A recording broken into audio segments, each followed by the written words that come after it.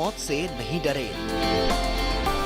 Corona संक्रमण से बचने के लिए जब सब अपने अपने घरों में बंद थे, तब भी वो मोर्चे पर डटे थे, मरीजों का इलाज कर रहे थे।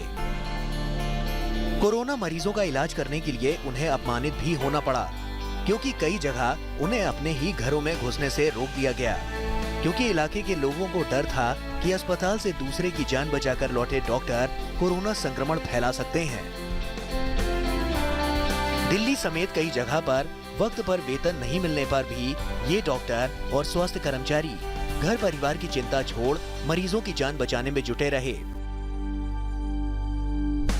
इंडियन मेडिकल एसोसिएशन की नेशनल रजिस्ट्री के मुताबिक कोरोना मरीजों का इलाज करते हुए संक्रमित होने से अब तक 747 डॉक्टरों की जान जा चुकी है, लेकिन मौत उन्हें विचलित नहीं कर पाई।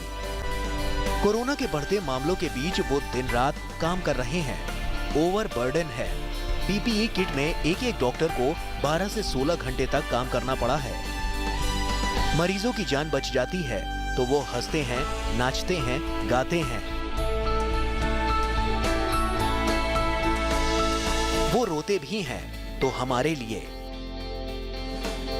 हालात चाहे जैसे भी हो, मुश्किल चाहे जो भी हो, कुछ भी उन्हें ड्यूटी पर जाने से नहीं रोक पाता। अब डॉक्टर प्रज्ञा को ही ले लीजिए। लॉकडाउन था तो स्कूटी से ही 180 किलोमीटर का सफर तय कर बालाघाट से नागपुर कोविड ड्यूटी पर पहुंच गईं। और सर्जरी करते इन डॉक्टरों को देख लीजिए। गर्भवती महिला कोरोना पॉजिटिव थी, लेकिन ये डरे नहीं। उसकी सर्जरी की और जुड़वा बच्चे पैदा हुए। जम्मू के MCH अस्पताल में ये सर्जरी हुई। अब भगवान कैसे होते हैं? जीवन देने वाला, जीवन बचाने वाला। इन डॉक्टरों को देखकर एहसास होता है कि भगवान कैसे होते हैं।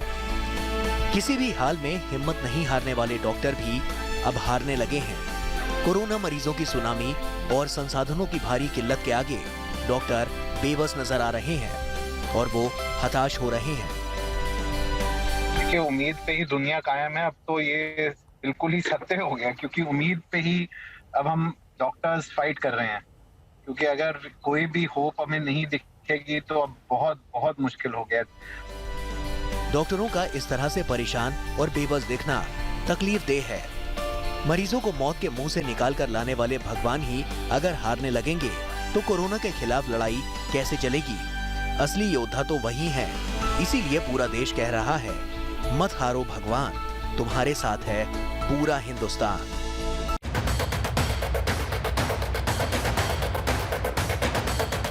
हॉस्पिटल के अंदर डॉक्टर्स, नर्सेस पिछले 1.5 साल से जो लड़ाई लड़ रहे हैं, उनको मोटिवेट करना अब कितना मुश्किल है वो हमें ही पता है। पर देखते हुए लग नहीं रहा, क्योंकि जिस तरह से पॉजिटिविटी रेट बढ़ रही है, आप देखिए कि कल भी 36% थी, हालांकि नंबर ऑफ टेस्ट कम थे, तो 36% किसी भी हिसाब से कम नहीं है। तो जब तक टेस्ट पॉजिटिविटी रेट कम नहीं आनी शुरू होगी, हम ये एक्सपेक्ट नहीं कर सकते कि ये संक्रमण जो है ये कम होगा। ये सिर्फ एक डॉक्टर का दर्द नहीं है, बल्कि उन तमाम डॉक्टरों का दर्द है जो कोरोना मरीजों का इलाज नहीं कर पा रहे। आखिर कैसे करें इलाज? संसाधनों की बदइंतजामी पहले से है और ऑक्सीजन के संकट ने मुश्किलें और बढ़ा दी हैं। स्थिति कितनी गंभीर है ये इस बात से समझा जा सकता है कि देश की राजधानी दिल्ली में करीब सभी प्राइवेट अस्पताल ऑक्सीजन की कमी का ऐलान लगातार बजा रहे हैं। कई अस्पतालों ने कोर्ट का दरवाजा भी खटखटाया, लेकिन हालात नहीं सुधर रहे। मेरी मदर को कोविड हो रखा है। 21 तारीख से लेकर घूम रहा हूँ, कहीं जगह नहीं मिली। कुछ सोचो, मैं तो सारे हाथ जोड़ रहा हूँ। जो बैठे ऊपर सरकार बैठे, मैं हाथ जोड़ रहा हूँ, कुछ कर लो, कुछ कर लो। ना तो रोडों पे ना यही हाल मिलेगा, रोडों पे हाथ जोड़ रहा हूँ, रिक्वेस्ट कर रहा हूँ, रिक्वेस्ट कर रहा हूँ, रिक्वेस्ट कर रहा हूँ। मेरे को ऑक्सीजन की जरूरत है, कहीं बैठ नहीं मिल रहा, ऑक्सीजन नहीं मिल रही कहीं पर। केजरीवाल को, हर्षवर्धन को फोन करा, वो कह रहा है अभी भेज रहे, कोई नहीं आ रहा यहाँ पर सर। अभी कौन से हॉस्पिटल में आए थे आप? सारे हॉस्पिटलों में घूम लिया हमने, सारे हॉस्पिटल में। ऑक्सीजन लगी है, लेटे हूँ, फिर वो जा ही नहीं पाते, उठ नहीं पाते हैं, कोई मदद करने वाला नहीं है। अस्पताल में बेड नहीं मिल रहा, इसके लिए लोगों का गुस्सा डॉक्टरों पर फूट रहा है। ऑक्सीजन नहीं मिल रहा तो भी निशाने पर डॉक्टर ही हैं। गंभीर मरीज की मौत के लिए भी डॉक्टर ही दोषी। कई जगह तो डॉक्टरों के साथ मारपीट भी हुई। हर चुनौतियों से जूझते डॉक्टर अब इसलिए बेबस महसूस कर रहे हैं कि अपना 100% से ज्यादा देने के बावजूद वो सबका इलाज नहीं कर पा रहे। कोरोना की ऐसी सुनामी आई हुई है कि हालात नियंत्रण से बाहर दिख रहे हैं।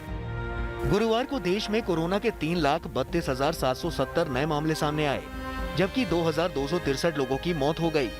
पिछले 3 दिनों से 3 लाख से ज्यादा मामले सामने आ रहे हैं। पूरी दुनिया में 24 घंटे में सबसे ज्यादा मामले भारत में ही आ रहे हैं। ऐसे में जितना हंगामा बेड, ऑक्सीजन और दवाओं की कमी के चलते मचा हुआ है, उतना ही हंगामा ट्रांसमिशन चेन तोड़ने के लिए भी मचना चाहिए। अगर अस्पतालों में ऑक्सीजन की कमी भी हो गई है, तो भी अगर हर रोज 3 लाख से ज्यादा मामले आएंगे तो दुनिया की कोई भी स्वास्थ्य व्यवस्था इसी तरह औंधे मुंह गिर जाएगी, जैसा अभी भारत में हो रहा है। लेकिन अभी तक ऐसा कोई कदम नहीं उठाया गया जिससे संक्रमण की रफ्तार पर ब्रेक लग सके। महाराष्ट्र, दिल्ली में लॉकडाउन जैसी पाबंदियां लगाई गई हैं। कई राज्यों में लोकल लेवल पर पाबंदियां लगाई गई हैं, लेकिन हालात सुधरते नहीं दिख रहे। इसीलिए सरकार को इस पर गंभीरता से विचार करते हुए जल्द ही कोई ऐसा फैसला लेना होगा जिससे संक्रमित होने वालों की संख्या घटने लगे। स्वास्थ्य व्यवस्था को ढहने से बचाने के लिए ये बहुत जरूरी है।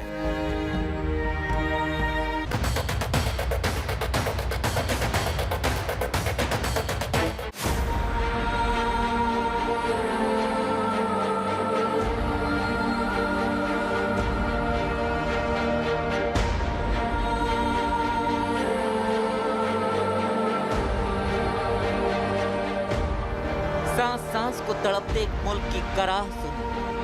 ऑक्सीजन खत्म है, वहाँ ले जाओ, जहाँ जहाँ बता रहे हैं वहाँ जा रहे हैं, भर्ती कोई नहीं कर रहे हैं।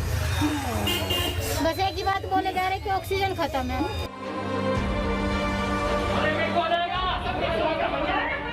अस्पताल दर अस्पताल रोते बिलखते परिवार का ये दर्द डाला मार डाला, 2-3 घंटे से मैं खड़ी नहीं लिया, इन्होंने नहीं लिया। यहाँ से अप्रोच लगा लो, वहाँ लगा लो, यहाँ के डॉक्टरों की गलती है, यहाँ सुन ही नहीं रहे, बिल्कुल कोई सुनवाई नहीं। अगर पेशेंट को बचाना चाहे तो बचा सकते हैं।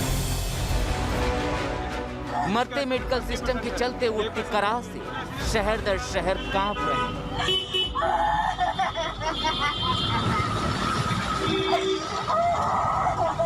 सच्चाई तो सिर्फ इतनी है कि सांसों के लिए जरूरी ऑक्सीजन की किल्लत जिंदगी की डोर काट रही है। महामारी के बीच सांसों के संकट ने कई परिवारों की जिंदगी हमेशा हमेशा के लिए तबाह कर दी। लखनऊ से लेकर भोपाल तक कई ऐसे शहर हैं जहां अस्पताल बेड न होने के पर्चे चिपका कर बैठे हैं। वेंटिलेटर पर पहुंचे इस मेडिकल सिस्टम पर आज एक बार फिर सवाल उठा जब दिल्ली के गंगाराम अस्पताल में ऑक्सीजन की कमी से मरीजों की मौत की बात कही गई, पर बाद में अस्पताल ने इसका खंडन कर दिया। यही ऑक्सीजन जो जिंदगी चलाती है, आज दर दर की ठोकरें खाते लोग उसकी किल्लत की कीमत चुका रहे हैं। प्रधानमंत्री ने आज कोविड से सबसे ज्यादा प्रभावित राज्यों के मुख्यमंत्रियों के साथ बैठक की। ये हमारी जो परंपरा है, हमारे जो प्रोटोकॉल है, उसके बहुत खिलाफ हो रहा है कि कोई मुख्यमंत्री ऐसी इन हाउस मीटिंग को लाइव टेलीकास्ट करे। ये उचित नहीं है। ये हमने हमेशा संयम पालन करना चाहिए। ठीक है सर, इसका ध्यान रखेंगे आगे से। अगर सर मेरी तरफ से कोई गुस्ताखी हुई है, मैंने कुछ कठोर बोल दिया, मेरे आचरण में कोई गलती है, तो उसके लिए मैं माफ़ी चाहता हूँ। अरविंद केजरीवाल ने इस बैठक में सीधा आरोप लगाया कि अन्य राज्य दिल्ली को ऑक्सीजन की सप्लाई रोक रहे हैं। अगर दिल्ली में ऑक्सीजन की फैक्ट्री नहीं है तो क्या दिल्ली के 2 करोड़ लोगों को ऑक्सीजन नहीं मिलेगी? हालत काफ़ी ज़्यादा गंभीर हो चुके हैं सर। हम अपने लोगों को मरने के लिए तो नहीं छोड़ सकते सर। कुछ ही राज्य हैं जहां से मैक्सिमम दिल्ली की ऑक्सीजन आती है और जहां सबसे ज़्यादा दिक्कत आ रही है और जहां सबसे ज़्यादा हमारे ऑक्सीजन के ट्रक रोके जा रहे हैं। मेरी आपसे विनती है, अगर आप उन राज्यों के मुख्यमंत्री को एक बार बोल दें, फ़ोन कर दें कि हमारे ऑक्सीजन के ट्रक ना रोकें, तो दिल्ली के लोगों को ऑक्सीजन मिल जाएगी।